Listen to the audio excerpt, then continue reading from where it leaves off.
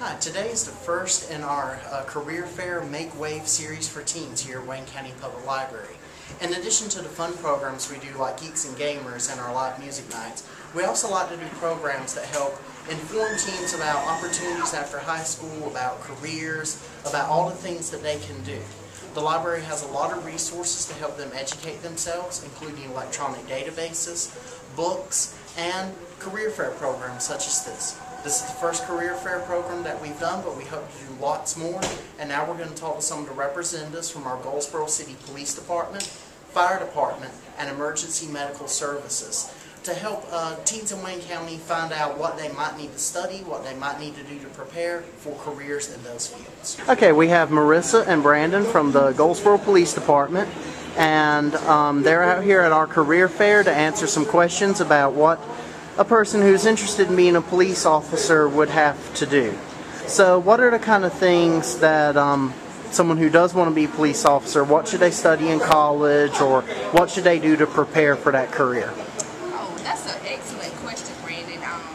And today I'm going to let my intern answer that question based on he's just completing East Carolina University, and he's considering being a police officer, and he's taking some criminal justice courses. So, Brandon, can you tell us how that has prepared you? If you're going to college and you want to be a police officer, the best degree you can get is a criminal justice degree. I mean, it teaches you, you learn a lot about what you're going to learn at the police academy. You learn about laws, you learn about the different types of people you're going to be dealing with. But to be a police officer, you don't have to have a college education. You just have to have a high school GED, right? But really any degree in college will help you.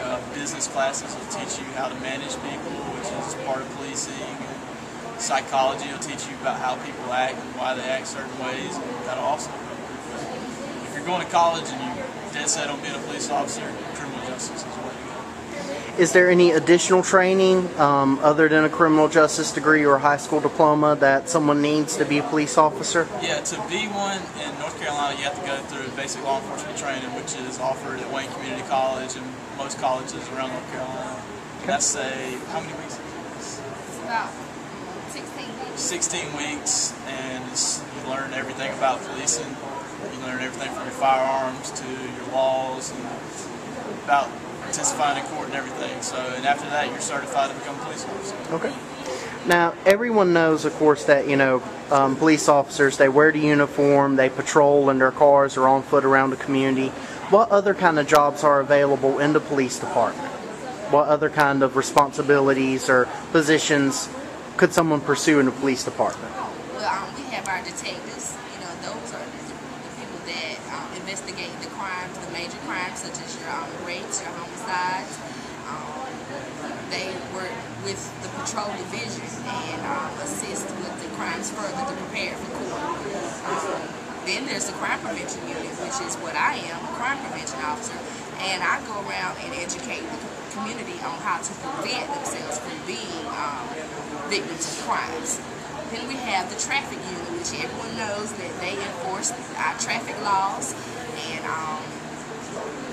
we have so many different groups. We have our drug squad and our warrant division, so there are very many units within the department that a person could be involved in. Okay.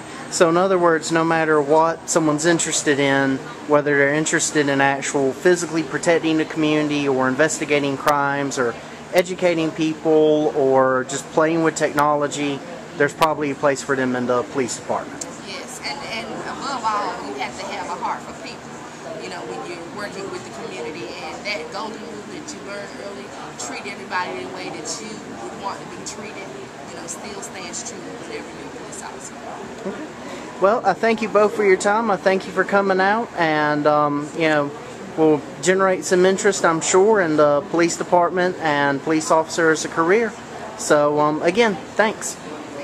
This is Bernard and Hezekiah from the Goldsboro Fire Department, and I'm going to talk to them about, some things that you might want to do if you want to prepare for a career in the fire department, and, what you need to study and the kind of opportunities available. So, how long have you gentlemen worked for the fire department? Bernard? Okay, I've been with the fire department now for 23 years. 23 years. And Hezekiah? I've been with it for 11 years. 11 years, okay. So what kind of things does someone need to do to prepare for a career in the fire department? Okay, right now we're starting up something new starting February 2011. You're going to need to have your work keys and also your EMT, your basic EMT, before you can even put in an application with the fire department. Okay. And you can prepare for the work keys test right here at the library. Great. Okay. Is any kind of education level required? A high school diploma, college degree, anything like that? You have to have your high school diploma from an accredited high school, or have your GED from Wayne Community or a local community college. Okay. College degree, anything required for that? It's not required, but it is helpful. It's a good thing to have. Okay. Okay. Now, of course, everyone knows, firefighters, they run into the burning buildings, pull people out. You guys are very brave. You sacrifice a lot for, your community. But what other opportunities might be available for people who are, looking at the fire department as a career? Okay, that would be in suppression, talking about going into fires. I mean, you also have, it's divided into groups. You have the administrative section. You have the section that does training and inspections. Inspections, okay. Can you tell us a little about inspections, Hezekiah? Basically, what we do, we go in, inspect commercial and residential facilities, making sure they're safe, making sure they have posted fire exits, fire extinguishers, you name it. Okay. And of course, no matter what you're doing, whether it's suppression, administration, or inspection, you're serving your community, and you're really supporting families and the people who live here in Goldsboro. This is Kim from Goldsboro Emergency Medical Services, and she's part of our career fair and the Make Wave series for teens. And Kim, if someone is interested in a career emergency medical services, what should they study? What should they do to prepare for that career? Well, definitely in high school they need to make sure that they pay attention to their health and science classes. Math is a very good thing too if they're planning on going into the medical field. As far as a medic level, they have a lot of drug calculations, so math also helps. Once they get through that typical stuff in high school, they want to look into their local college. The community colleges usually carry EMT classes, and they carry them from basic levels to intermediates to paramedics, and all they have to do is contact the college to find out when a class is offered. Okay. What are the 3 levels? What are the difference between those? Okay, you start out with an EMT basic level, which teaches you basic first aid, CPR, life-saving measures up to invasive measures. We have most start out at basic level. Typically that's what you need to do to get to where you need to be as far as moving up if that's what you want to do. It's a good level to start at. That way you can feel the field and see if that's what you really want to do. If it's what you really want, then you can progress on into the next one, which is the intermediate level. Now the intermediate level carries on. It gets a little more extensive. They have a lot of ALS procedures, which is advanced life support.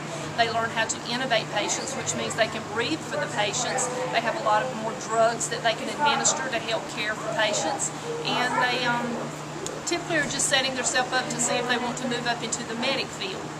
Once they've decided that's what they want to do, they can enroll in a medic class, and the paramedic level consists of a lot of cardiology. They learn extensive drugs, they learn cardiac history, how to deal with it, what it involves, and how to treat it, and through that, they're set. Okay. Now, everyone knows, emergency medical services, your first responders, you're at an accident, or if someone is injured and you stabilize them, get them to the hospital. Are there any other positions or jobs available in EMS for someone who may be interested in the field, but, the first response thing really isn't their calling? Well, actually, we do have volunteers at rescue squads, and they can participate as far as even learning how to drive the ambulances. That in itself is a big help when we need more help in the back of the truck, more hands on the patient. We have someone who's qualified to drive the ambulance in. A lot of firefighters, whether they be paid or whether they are volunteer, usually will take up this responsibility. So drivers are something that we use. First responders are those that get to the scene, and they might not actually take care of the patient, but they can set up the unit coming in to what they can expect and what they need to do. And they can always do typical stuff like stopping bleeding or starting CPR or putting oxygen on a patient until the EMS unit can arrive. Okay. All right, well, thank you for coming out today, and thank you for the information. I'm sure some high school students or even younger, will come across what you've brought out today, and, that could very well spark off their inspiration for pursuing a career in your field. Today's career fair has been all about public service professionals. You've seen people from police department, from the fire department, and from emergency medical services. But there's one profession that is a public service career that a lot of people overlook. My career, a librarian. So, I'm going to have Nicole Johnson, who is the head of our Children's Services Department, tell you a few things about what you need to do if you want to be a librarian. So, Nicole, someone wants to be a librarian. What should they do? What should they study? What should they do to prepare for that career? Well, if they're just interested in working in the library, pretty much any kind of information or education will work. Because dealing with patrons in the library, you have to know a little bit about some of everything, from computers to books to what current events and topics are popular. If you'd like to become a full-fledged librarian, it's important to do well in English, learn as much as you can about language, about customer service, and once you are ready, you can go to school to get a master's degree in library science. Okay. Now, to get that master's degree, doesn't somebody first need to have a 4-year degree, a bachelor's of arts or science? Yes. Okay. So, in other words, if you really want to be a librarian, you're going to commit yourself to at least 6 years of school. Right. Okay. You can actually get your bachelor's in essentially any field, though. So, it's very common for people to go into something completely different, maybe a science or business, and then decide they want to become a librarian. A lot of people choose it as a second choice for a career, because a lot of people just don't think about doing it. Okay. Now, everyone has the idea of the library, and they help you find stuff. They help you find books and websites to help you with your research, or to help you find fun stuff to read. What are the other kind of jobs available in the library field? Working with technology, or is there anything else that someone may be interested in, if they're not all for the whole customer service thing? There are all kinds of behind-the-scenes positions. We have people who catalog materials when they come in. We have people that actually do nothing aside from that and ordering materials. We have someone who works in IT who actually takes care of all the computers in our different branches. There's all kinds of research librarians, librarians that work in universities or other completely separate fields that do nothing but research or catalog materials that aren't accessible to the entire public. Okay. Is there anything else you would like to tell middle school and high school students about being a librarian that might help them, if they're thinking about that career, help them make an informed decision? Absolutely. First and foremost, talk to people who work in the library. Ask them why they decided to work there. Ask them, are they a full-fledged librarian? If so, what was it like going through school? Ask them about what kind of background they have. I know I have a degree in broadcasting. This is where I wound up. Okay. Well, thank you for your time, and we know you've got a lot of kids to get back to, so we're going to let you get back to those kids. But again, thank you, and hopefully, and when we retire, there'll be lots of other librarians ready to take over. Hope so.